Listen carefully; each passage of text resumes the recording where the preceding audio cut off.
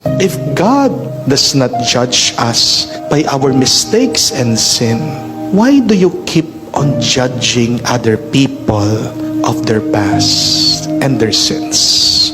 Remember, if you judge people by their past, you will be killing their future. Amen?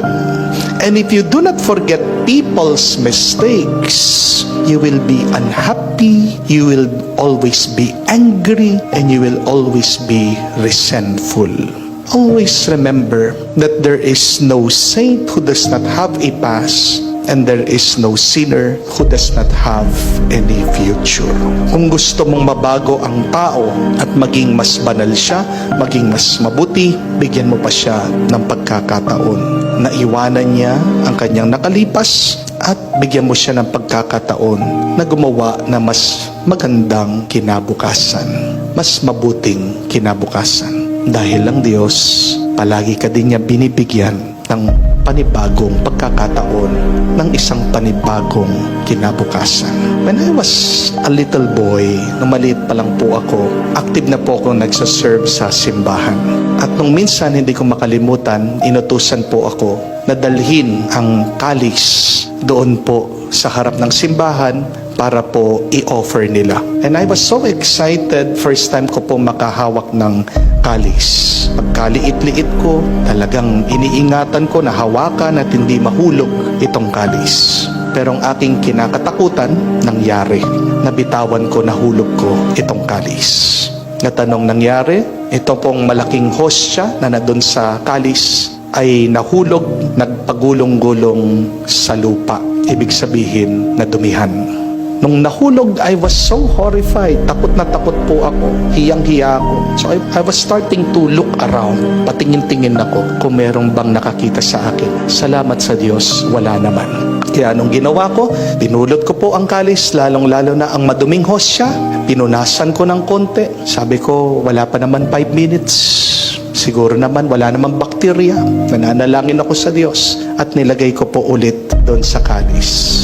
Pero nung habang nagmimisa na, ako po'y nakokonsensya dahil hinawakan ito ng pari, pinagdasal, at nung communion na, sinubo niya sa kanyang bibig. Sabi ko, kung magkakasakit ang pari, kasalanan ko. Kaya habang nagmimisa, hindi ko po makalimutan, pinagpapawisan ako. Pero pagkatapos ng misa, lalo po akong pinagpawisan. Bakit? Tinawag po ako ng pari at alam ko na. Doon niya sinabi, nakita kita kanina nung nahulog mo ang kalis, nung nahulog mong hostya, pagkatapos binalik mo pa. Sa tingin mo, kakainin ko yon? Hindi. Pero wag kang mag-alala, sabi niya. Dahil nagkamali ka na, sana sa susunod, matuto ka na. Sana butihin mo ang paghawak ng kalis para hindi na maulit na mahulog at hindi na maulit din na madumihan ang hostya. You know what, my dear friends? I was so grateful of that priest because of his understanding, because of his love and forgiveness. Alam niyo po kung pinagalitan ako nung pari noon, baka sa tingin ko, hindi na ako nagpari. One reason why I wanted to become a priest, because I always remember that kind priest who forgave me of my sin, of my mistake. Kaya mga kapatid, sana magdasal tayo na wag nating husgahan ang mga tao sa kanilang nakalipas. Wag din sana nating tandaan ang pagkakamali ng ibang tao. Dahil hindi nakakatulong yan sa atin at hindi rin yan nakakatulong sa kanila.